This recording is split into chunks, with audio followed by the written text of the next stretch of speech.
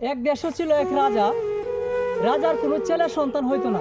সেই রাজা কি করতে গেছে একটি জ্যোতিষীর কাছে, যে গণনা করানোর জন্য তার ভবিষ্যৎবাণী কি হবে।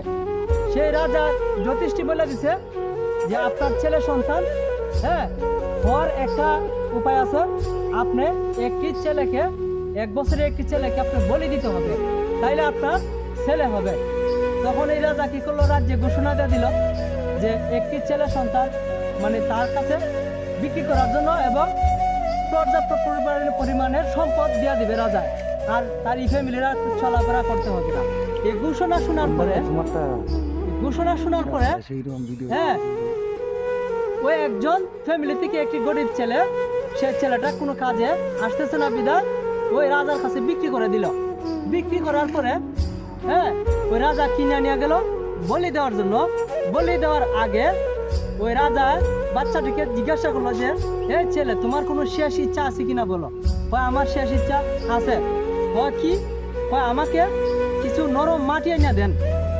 কিছু নরম মাটি এনে দিছে, ছোট্ট ছোট্ট 4টি ঘর বানাইছে নরম মাটি দিয়ে। বানানোর পরে লাঠি মেরে একটা 3টা ঘর ভাঙা দিছে, আর একটা ঘর রাখিয়া দিছে। রাখিয়া দিয়া ওই ঘরে বৈশা 2 হাত তুলে দোয়া করলো। দোয়া করার পরে ওই রাজা শেষে প্রশ্ন করলো ছেলেটিকে যে, বাবা, তুমি 4টি ঘর বানালে ঠিক আছে, লাঠি মেরে একটা করে 3টে ভাঙ্গা দিলা, এটা আমি বুঝলাম না। একটা মধ্যে দোয়া করলাম, এটা কি আমার একটু বুঝাই দাও। তখন ওই ছেলেটি বলল যে, শুনেন, আমি প্রথম যে ঘরটা ভাঙছি এটা হচ্ছে আমার মা বাবার ঘর। দ্বিতীয় যে ঘরটা ভাঙছি সেটা হচ্ছে আমার আত্মীয় স্বজনের ঘর, যারা নিজের চোখে দেখেও যে না দেখার বান ধরছে। 3 নম্বরের যে ঘরটা ভাঙছি সেটা হচ্ছে মহারাজ আপনার ঘর, যে আপনি কাজ চালাইতে পারেন। পরে এই রাজা এই বাচ্চার কাহিনী শোনার পরে রাজার চোখ দিয়ে পানি চলে আসছে। দুঃখজনক ব্যাপার। পরে রাজা বলল যে, বাবা, আমার আর কোনো যাচাই মাচাই করা লাগবে না, তুমি আমার সন্তান, আর কোনো জ্যোতিষী কোনো ভাগ্য পরিবর্তন করতে পারবে না। এটা হচ্ছে শিরিক। আমরা শিরিকের কাছে কিন্তু লিপ্ত হয়ে যাই।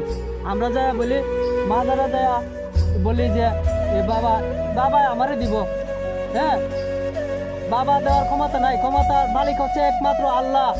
আল্লাহ ছাড়া কেউ এই দুনিয়াতে কোনো সন্তানও দিতে পারবে না, কোনো ধন সম্পদ দিতে পারবে না। ধন সম্পদের মালিক একমাত্র কে?